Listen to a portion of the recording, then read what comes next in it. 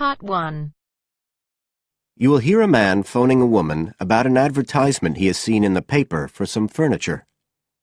First, you have some time to look at questions 1 to 5.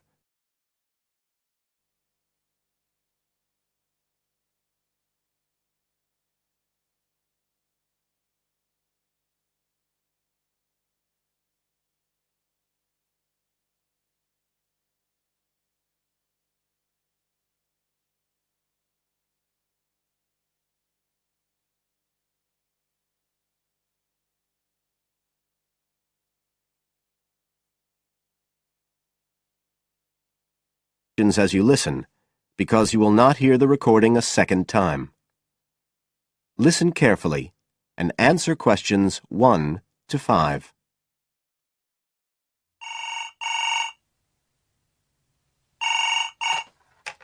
Hello? Oh, hello. I'm ringing about the advertisement in yesterday's newspaper. The one for the bookcases. Can you tell me if they're still available? We've sold one, but we still have 2 available. Right. Can you tell me a bit about them? Sure. What do you want to know? Well, I'm looking for something to fit in my study. So, well, I'm not too worried about the height, but the width's quite important. Can you tell me how wide each of them is? They're both exactly the same size. Let me see, I've got the details written down somewhere. Yes, so they're both 75 centimetres wide and 180 centimetres high. Okay, fine. That should fit in okay. And I don't want anything that looks too severe. Not made of metal, for example. I was really looking for something made of wood. That's all right. They are, both of them. So, are they both the same price as well? No, the first bookcase is quite a bit cheaper. It's just £15. We paid £60 for it just 5 years ago, so it's very good value. It's in perfectly good condition. Well, they're both in very good condition, in fact. But the first one isn't the same quality as the other one. It's a good sturdy bookcase. It used to be in my son's room, but it could do with a fresh coat of paint. Oh, it's painted. Yes, it's cream at present. But as I say, you could easily change that if you wanted, to fit in with your colour scheme. Yes, I'd probably paint it white if I got it. Let's see, what else? Oh, how many shelves has it got? 6. 2 of them are fixed, and the other 4 are adjustable, so you can shift them up and down according to the sizes of your books. Right, fine. Well, that certainly sounds like a possibility. Before you hear the rest of the conversation, you have some time to look at questions 6 to 10.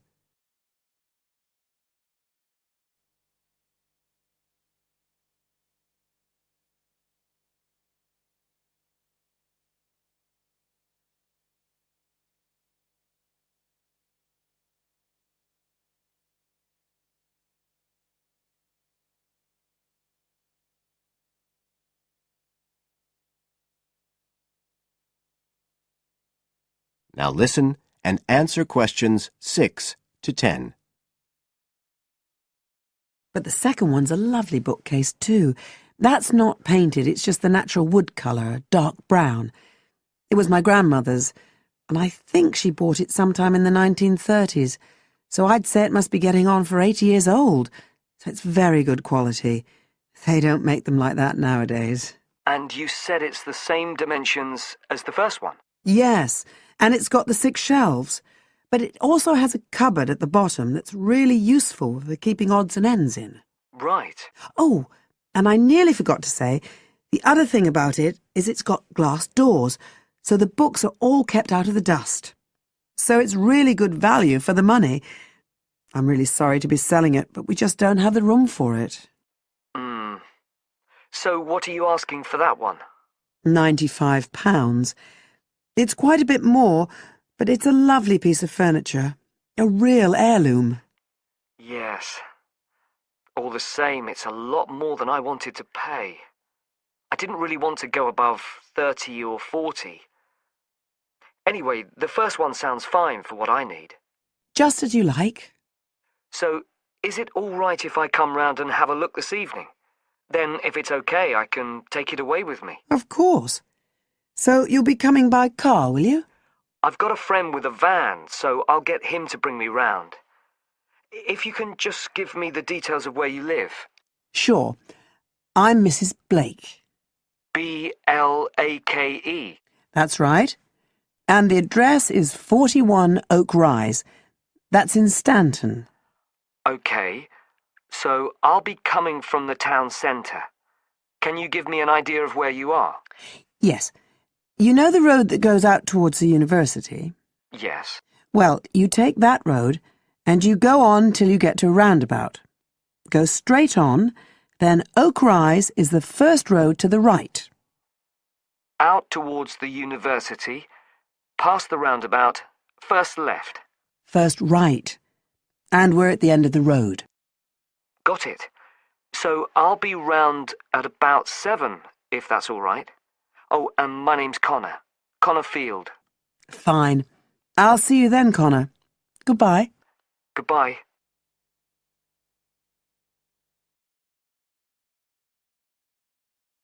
That is the end of part 1.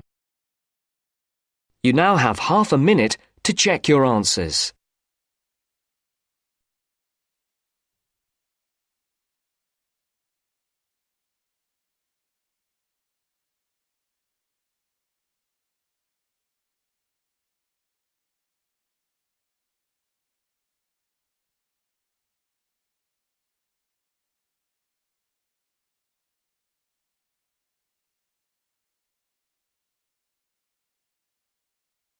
Now turns to part 2.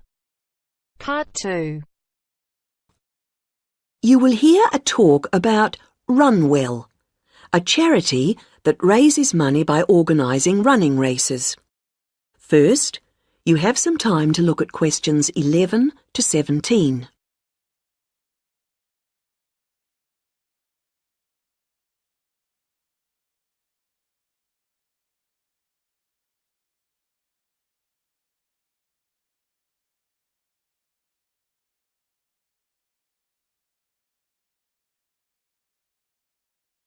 Now listen to the first part of the talk and answer questions 11 to 17. I'm very pleased to have this opportunity to tell you something about the Runwell charity and the work we do. I'll give a brief overview of what we do, and I hope you may be able to help, and then there'll be time for questions at the end. Runwell's founder, Mike Hughes, took up long-distance running in 1987, raising money by doing sponsored half marathons, and in 1992 established the charity as we know it today. By 1997, the runs were being filmed by local TV, and today they appear on national TV every year. All the funds collected by Runwell go to the hospital, with the idea that those fit enough to run use their energy to assist the provision of people who are unwell for whatever reason. Now, if you want to race, and I assume that's why many of you are here, let me explain a couple of the basics. Races are run by teams, so you need to form and register a team. What you wear to run in is up to you, and I know some teams come up with some pretty wacky ideas. We have a standard design for your numbers, which we ask you to reproduce. So you make them up according to that standard. We don't want to spend valuable funds on doing that ourselves. Now, the race is run as a kind of relay, so while you won't actually compete side by side, we do recommend that you train as a group. This helps to optimise performance and build team spirit. It will also give you a fair idea of how much you need to eat and drink over the race distance. This is clearly essential for an effective performance, so please make sure you come along to the race with sufficient food and drink. Again, we don't spend money on providing that, but you do need to keep yourself going for the 20-kilometre course. The course goes through the town, then out through Highfield Park, concluding in the main square, where the applauding spectators will be ready to greet you. There are many different prizes, including oldest runner, youngest runner, team with the most sponsorship, team with the best costume. That one's donated by Zoom Fashions. The Mayor will introduce the Minister for Health, who will hand over each prize to the winners, and then the hospital president will make a short speech. Before you hear the rest of the talk, you have some time to look at questions 18 to 20.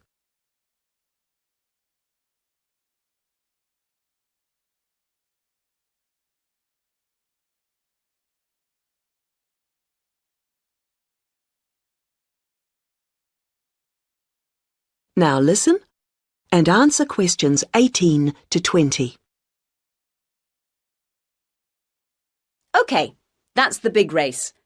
But I know there are many people who don't feel they are up to running a 20-kilometre race, but who would nevertheless like to raise money for Run Well. Over the years, we've had experience of many ways of trying to collect money, some very successful, others less so. Now, of course, 20 kilometres is too far for children to run. But there was a sponsored swimming event at the local school last year, and that did very well. People have also tried to organise food-based events, such as selling homemade cakes and bread and so on at the market. And there was a large picnic arranged in 4 Bright Gardens, although these events failed to justify the efforts put into them, though I'm sure they were very tasty. These days, so many people are out at work all day that going from house to collect money isn't very effective.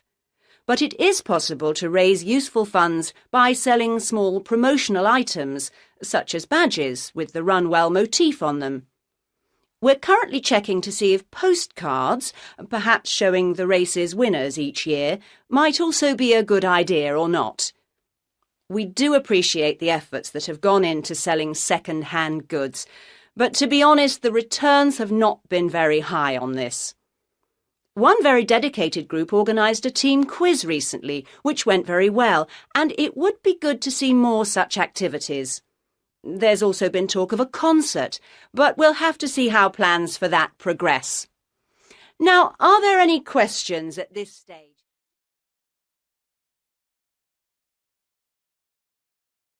That is the end of part 2. You now have half a minute to check your answers.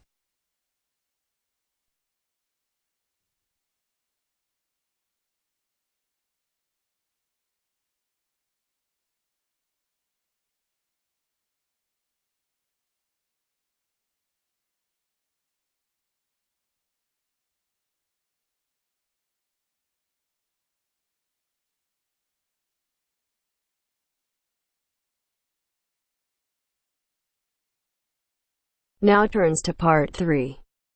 Part 3. First, you have some time to look at questions 21 to 25.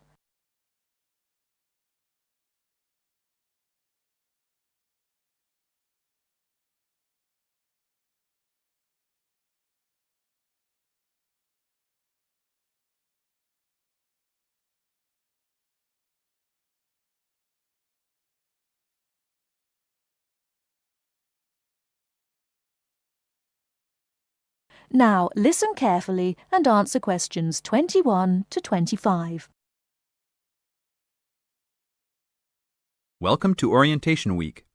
Today I am here with the captain of our school's women's gymnastics team. Her name is Elizabeth Rain, and she is a 4th-year student. I hope you can all see her as an example of a responsible student and athlete, a role model for everyone. Hi, Elizabeth. Thank you for stopping by our Orientation Week. Thank you for having me. Welcome to our university, everyone. If there are any of you thinking about joining our school's athletic program, I would strongly encourage you to do it. Being a part of the gymnastics team has been one of my best experiences during my time at this school. It has taught me so much about teamwork and friendship, and has even taught me how to improve my academics by prioritizing my time.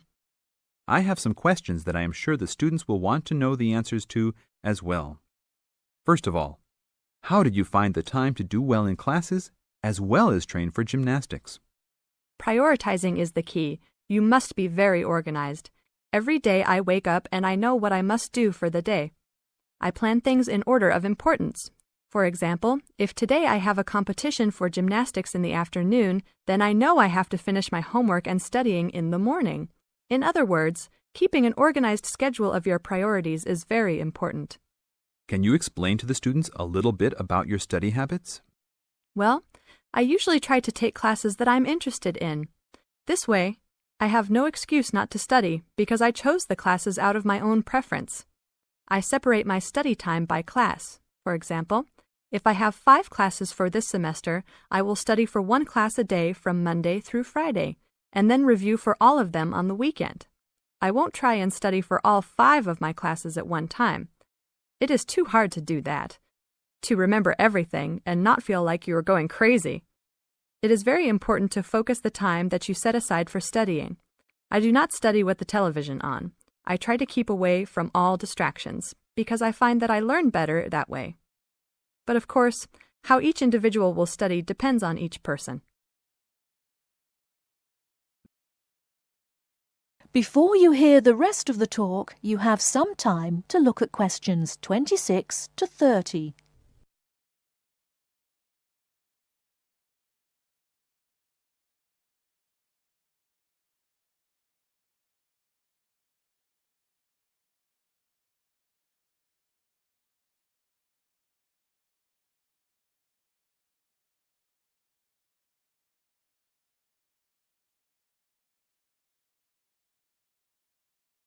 Now listen and answer questions 26 to 30.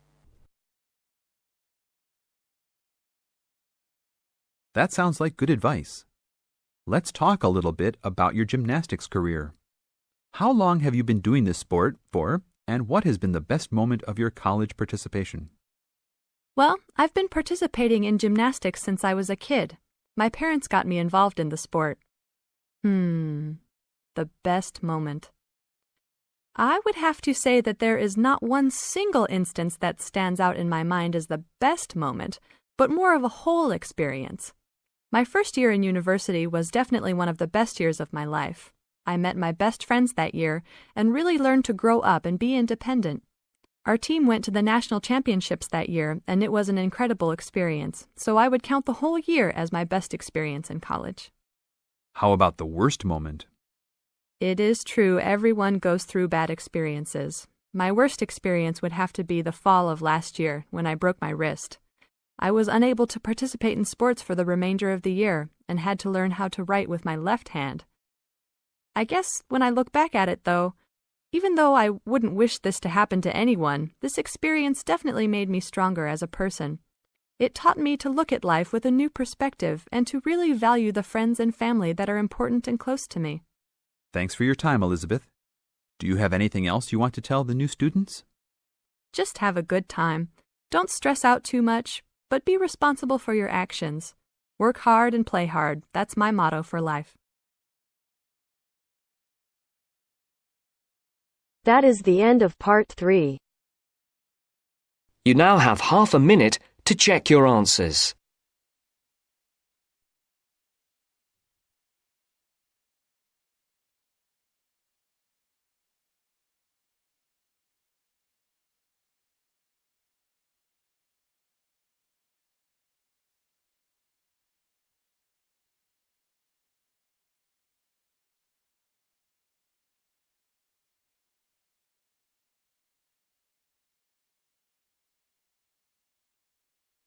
Now turns to part 4. Part 4. You will hear an extract from a university lecture on the topic of marketing. First, you have some time to look at questions 31 to 40.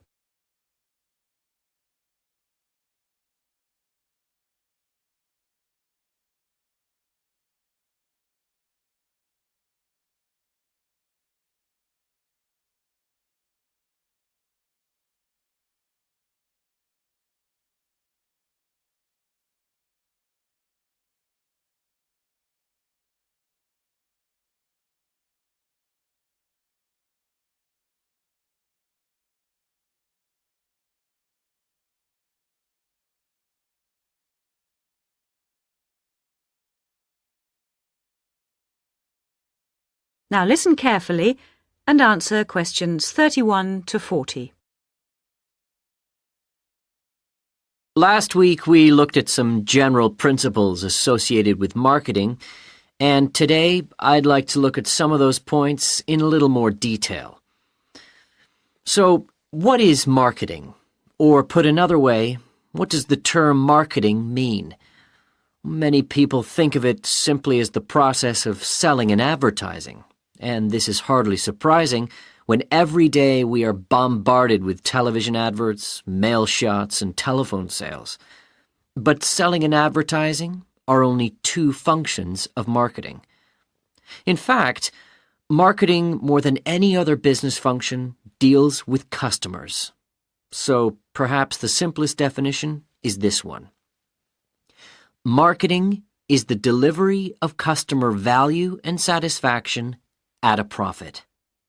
In other words, finding customers, keeping those customers happy, and making money out of the process.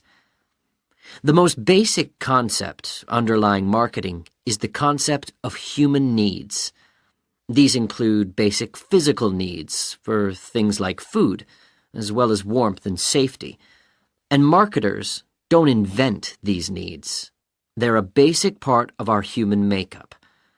So, besides physical needs, there are also social needs. For instance, the need to belong and to be wanted. And in addition to social needs, we have the need for knowledge and self-expression, often referred to as individual needs. As societies evolve, members of that society start to see things not so much in terms of what they need, but in terms of what they want. And when people have enough money, these wants become demands. Now, it's important for the managers in a company to understand what their customers want if they're going to create effective marketing strategies. So there are various ways of doing this. One way at supermarkets, for instance, is to interview customers while they're doing their shopping. They can be asked about their buying preferences, and then the results of the survey can be analyzed. This provides reliable feedback on which to base future marketing strategies. It's also quite normal for top executives from department stores to spend a day or two each month visiting stores and mixing freely with the public, as if they were ordinary customers, to get an idea of customer behavior. Another way to get information from customers is to give them something.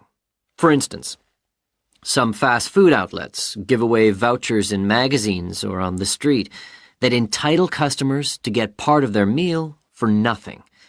As well as being a good way of attracting customers into the restaurants to spend their money, it also allows the managers to get a feel for where to advertise and which age groups to target. Another strategy employed at some well-known theme parks, such as Disneyland, is for top managers to spend at least one day in their career touring the park dressed as Mickey Mouse or some other cartoon character. This provides them with the perfect opportunity to survey the scene and watch the customers without being noticed. Okay, well, we mentioned customer satisfaction at the beginning of this lecture, and I'd like to return briefly to that as it relates to what we've just been talking about. If the performance of a product falls short of the customer's expectations, the buyer is going to be dissatisfied. In other words, if the product you buy isn't as good as you'd expected, then the chances are you'll be unhappy about it. If, on the other hand, performance matches expectations and the product you buy is as good as you expected, then generally speaking, the buyer is satisfied. But smart companies should aim one step higher. They should aim to delight customers by promising only what they can be sure of delivering and then delivering much more than they promised. So then, if, as sometimes happens, performance is better than expected, the buyer is delighted and is twice as likely to come back to the store. Now, let's move on to look at the role of advertising. That is the end of part 4. You now have half a minute to check your answers.